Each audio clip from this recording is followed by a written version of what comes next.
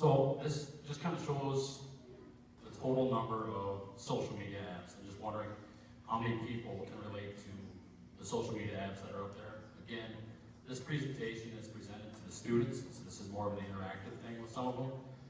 So I apologize that I didn't change it around for the parents, but just so you guys know exactly what your kids are going to be seeing.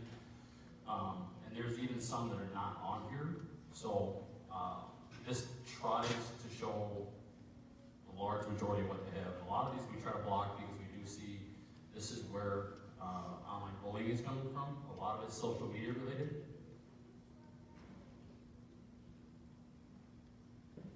All right, so cyberbullying, obviously, like I said, last year we saw a lot more of them, a lot more of the cases. So cyberbullying is the use of technology to harass, threaten, embarrass, or target another person. Examples, threats, group text, mean tweets, posts, etc. I could go on for the next 30 minutes about what I've seen through this. We see it on Snapchat, we see it on Twitter, we see it on Instagram. So anything that is intentionally said or done to another person on social media can become cyberbullying.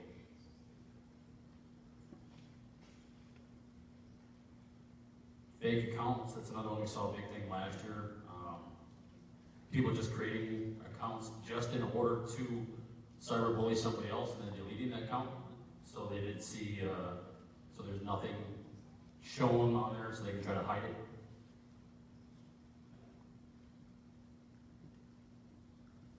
All right, so this is going to be posted, Ms. Mortensen. Is this going to be posted? Yes. Okay, so instead of going through every single one of these, because there's a lot of them, this is the state statutes that she was telling you about. So this was actually created about 2 years ago by the state of Wisconsin. If you look at it, Wisconsin State Statute 947.0125, unlawful use of computerized communication systems. This is what covers almost all cyberbullying. So, like I said, each individual one, number one outlines it. So any message, means, any transfer of signs, signals, writing, images, sounds, data, or intelligence by any nature, or any transfer of a computer program as defined by 943.70. Now you can see the ones that are posted right now, they're actually misdemeanors. These are criminal charges. So this is not something to get a ticket for. This is actually a criminal charge that can be referred to the district attorney's office, or you could technically be arrested for these charges.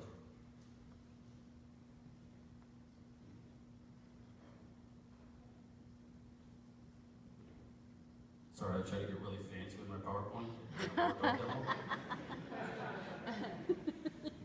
Again, these will all be, she has a copy of this presentation. It's going to be posted as well. You can go through it. Otherwise, you can actually go online and Google 947.0125. You'll be able to read them all. You can zoom them out, print them out, do whatever you want to.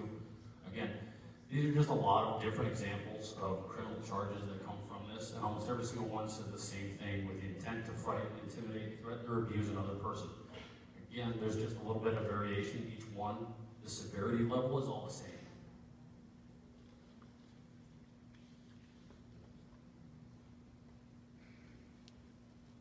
So this one over here, these are going to be forfeitures. This is the same as almost like getting a ticket, like a speeding ticket or something like that.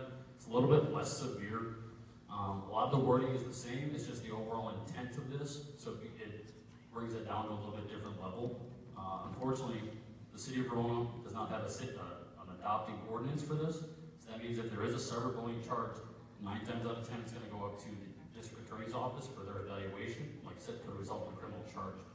Even the stuff that's a forfeiture can become a county forfeiture and it becomes more expensive.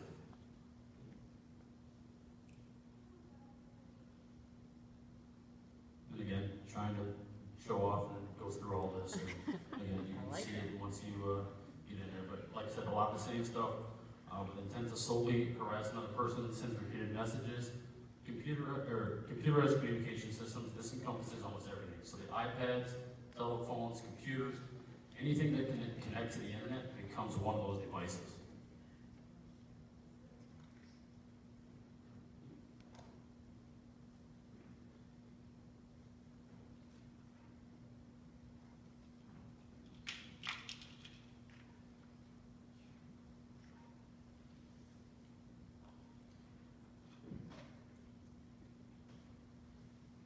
So consequences, obviously the first one's going to be school consequences.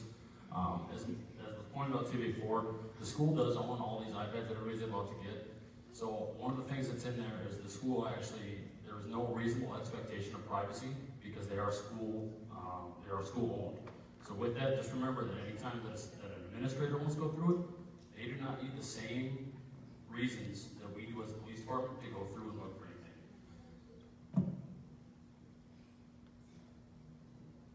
A lot of times we will work together, but there are some times where it's just a school violation and not actually a criminal violation. So the school consequences can be a code of conduct violation, it's typically athlete related, possible suspension or even expulsion. The police consequences, citations, that's your tickets, you know, it's like your speeding tickets, your truancy tickets, anything like that. Criminal charges, that's the misdemeanors that I was telling you about before, typically with the harassment. And we can see, we actually did see hate crime in the past, where this is targeted specifically at a certain race, gender, or sexual orientation. That'll automatically change it from a simple citation to a criminal charge based on hate crime. The last one was disorderly conduct. I mean, it's pretty simple. If somebody is disturbed by something, that will result in either citation or referral to the district attorney's office. So like I said, this is geared towards the students. So this is telling them what they should do if they are cyberbullied. Report it to a parent or trusted adult immediately. Ignore it and try not to respond to the bully. Don't retaliate. Once we see retaliation, then it's hard to say who started what, who's continuing what, and who's actually the one doing the bullying. So screenshots, this has been the biggest thing. This is what I told so many of the students last year when they come to me and they're being bullied, because what's the first thing somebody's going to do as soon as they post something, be on Twitter or especially Snapchat, which is gone right away? Take the screenshots. The screenshots are going to be the proof and the evidence that we can use when we investigate this either criminally or through municipal citation. I guess I don't really know why I put it in here. If it continues, the whole first one, a parent or trusted adult, I would like to think that I'm a trusted adult, so they can come to me right away. Like I said, this is, it'll be updated a little bit before it goes to the rest of the students. But sometimes, you know, if it's somebody just saying, hey, I don't like you, I don't know if that's going to rise to a criminal level. So you could probably go through the first steps first, but once they start saying a little bit more, then come to the police. And again, saving the information is proof for prosecution. That's the screenshots. If it's emails, make sure that they're saved. Any way that you can save it. If it's a video, what we've seen with people is they'll actually use a parent's phone or whatever to record a Snapchat video or to record a Twitter video, just because there's really not a whole lot of other ways to record it. But again, that saved information is the best proof we can get.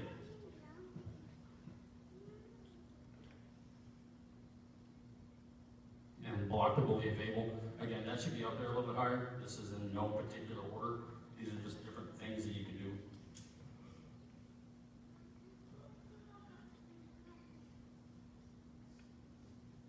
Alright, so sexting is exchanging provocative, nude, or semi-nude photos and messages electronically. This is not just for nude images. This can be with any degree. Like I said, it does include the non-nude.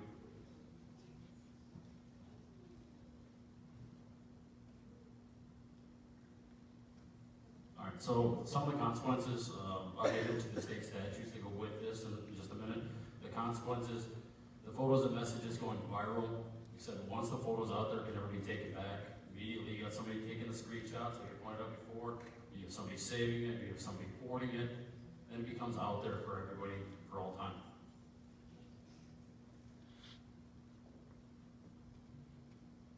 And as up there, obviously it can affect future employment and schooling. This is based on sending and receiving as well, so it's not one particular way or another. You do have code of conduct violations with this.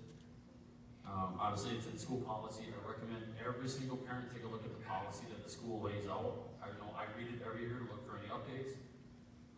Definitely something that they do a really good job of writing to make sure that this covers all the bases.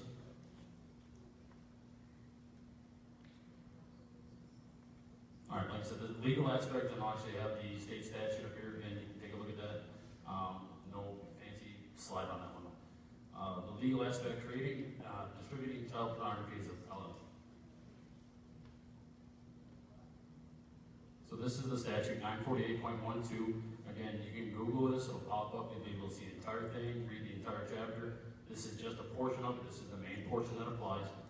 So possession of child pornography, whoever possesses or accesses in any way with the intent to view any undeveloped photographic, negative, photograph, motion picture, videotape, or other recording of a child engaged in sexually explicit conduct under the following circumstances may be penalized.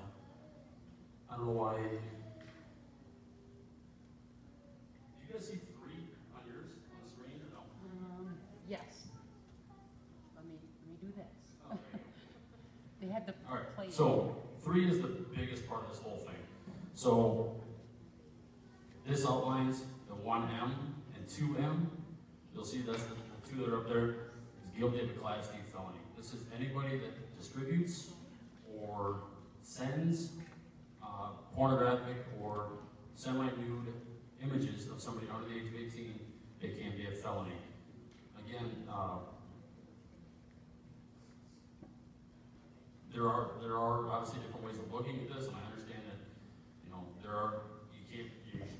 it's hard to punish the person that sends it, but at the same time, it is actually written in there in the state statute that way.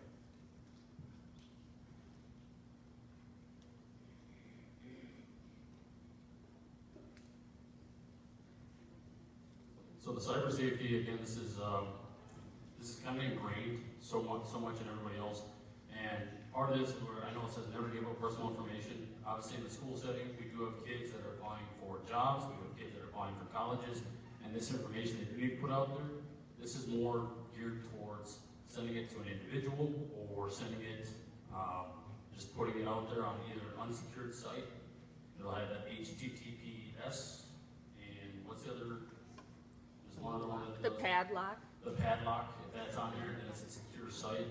So obviously, full name, date of birth, address, phone numbers, passwords, definitely, email addresses, and family information. Obviously, information you don't want to give out anywhere. Last one, social security number. That's the biggest no-no. Don't ever give that out. That's the stuff they use to take identities. All right, never set up a meeting with someone you met online. I understand.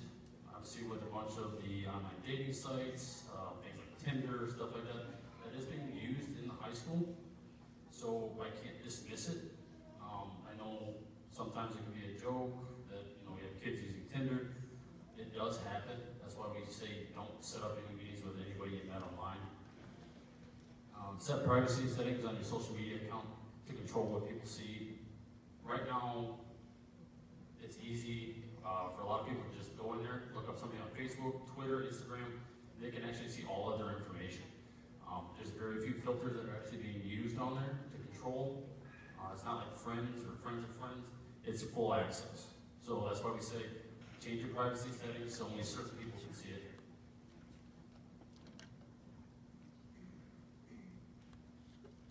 Be mindful of what you share on the internet. Like I said, this is geared towards the student themselves, not towards parents. Just kind of remind them what to do. So not all the people that see the information you provide want to use it for good things.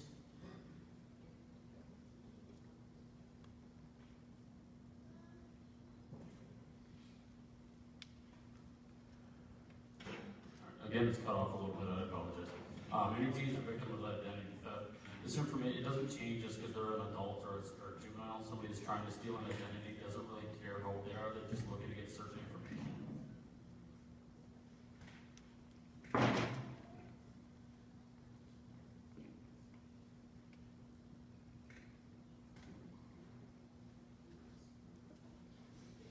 Alright, so dangers of sharing too much. Everything you put out there will always be there. You're creating a permanent record, like I said before. Taking screenshots, even with some of the websites like Snapchat and stuff like that, people can screenshot that can be on there. Certain information, Twitter being a big one, This could, if you tweet something, or if a child tweets something, it's still there for us to find. We've had investigations we've actually had to go through, get a subpoena. We actually got the information from Twitter and got every tweet that was on a Twitter feed. It's all saved. All that stuff is saved. The only one that doesn't save it as much is Snapchat, and even that's certain things that they do and don't.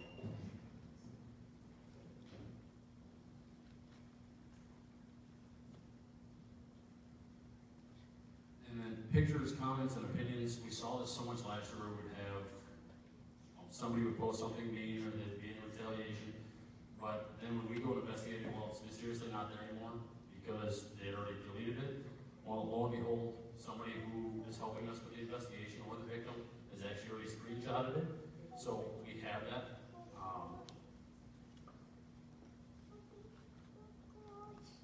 Yeah, it just kind of reiterates, once you put it out there, you can never take it back.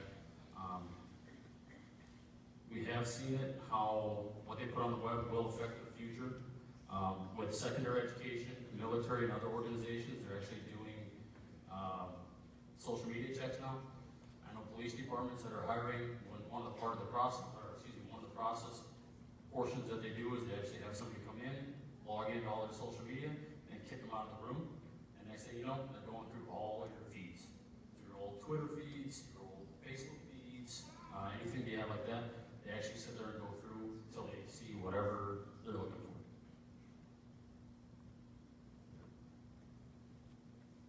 Again, companies will check your active and past online accounts. They can't look up through email addresses that you provide or handles that you may have had or just by your name.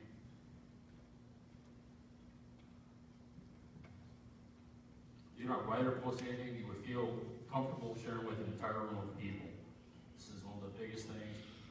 I understand that there's social media sites where it's just sharing with friends, but again, you never know where that's going to get disseminated or who that's going to get sent to.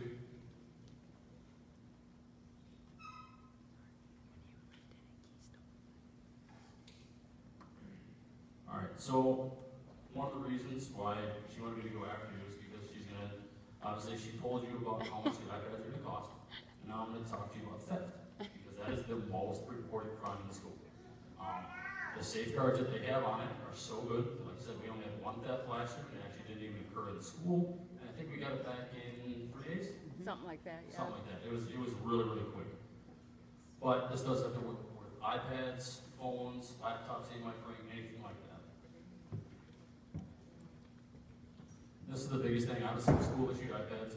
The school has a copy of all the serial numbers, model numbers, which they're able to provide to me in a very, very timely manner. But with phones, the best thing you can do is either write it down and keep it at home, photograph it, save it to like an email address, send it to yourself, do whatever. That way, if it does go stolen, it can be reported to me. I can check it through different programs that we have looking for anything that have been pawned or sold. So theft is a crime of opportunity. It's people that leave their phones out, leave their iPads out, leave them charging when they're not around them.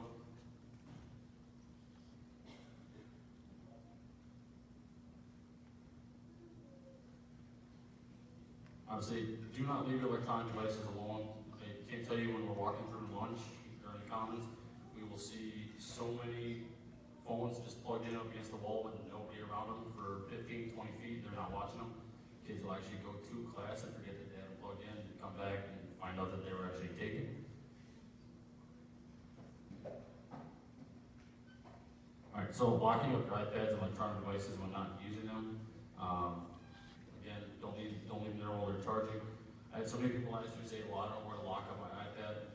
We actually went through and we counted every single locker in the entire Verona Area High School. There was enough lockers for every single person to have one. I believe everybody's actually issued one. If you're not, you can go to the main office and you can get one assigned to you.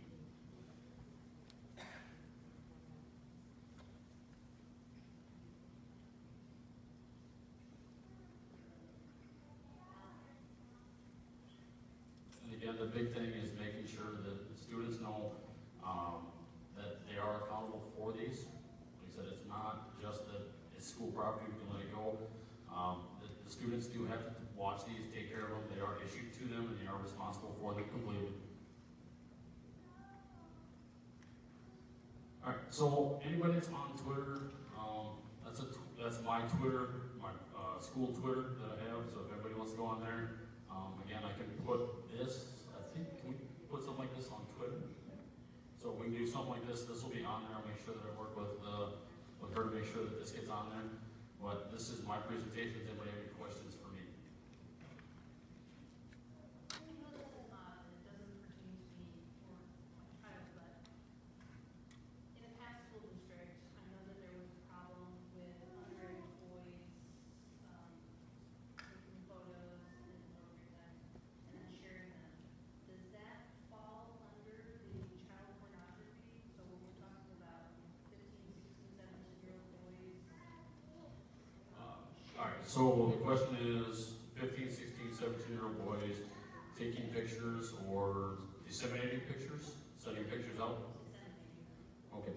Are they disseminating, I guess, I need a little bit more clarifying question, I'm sorry. Clarification is without permission, they were able to access, take pictures, and then they disseminated them through to... Of other students, right? Okay, so like I said, the question is boys or anybody gaining access and taking pictures of other students, I'm assuming nude or semi-nude and disseminating them, that falls perfectly, that is exactly child pornography. That's what goes under. That does fit the criteria perfectly. We have had cases like that. We have sent them to the district attorney's office, and they have actually gone through and prosecuted. So it does happen. That is exactly what's intended to do, because you are not getting them with the permission of the other person. Plus, even if that person is under the age of 18, they cannot give the permission to do so. Does that answer your question? And so the perpetrator who does it, they're underage also, they can be charged as a... They're charged. It doesn't, I mean, obviously, if they're 17 or older, they're going to be charged as an adult. If they're under the age of 17, then they're still charged as a minor, but they can still have consequences, including GRC, deferred prosecution, probation, stuff like that. So there's still a charge. There's no limit that says, well, because you're under 16, we're not going to prosecute. But they will still go through and prosecute it. Consequences just be a little bit different. Does that make sense? Any other questions? All right. Thank you, Officer Morris. So I really have to commend Officer Morris. He's got a great relationship with the students. They feel very comfortable coming to him, asking about legal issues. We're here to be preventive. And so it was actually Officer Morris that reached out to us and said, could I be part of your presentation? I think there are so many different aspects that students might not be aware of. And him bringing the legal aspect often, gives a different perspective. So we appreciate that. At the high school, we are going to have math talk. Officer Morris talk to all of the freshmen in the PAC during an A+ period, and then all of the sophomores, all of the juniors, and all of the seniors. We realize since we're issuing a device like an iPad, we want to make sure that everybody is aware of the educational benefits, but also are aware of some legal parameters around misuse. And education is key here, and being preventive is huge. So we have about 5 minutes before the 7 o'clock time. We want to make sure that if you want to leave and go home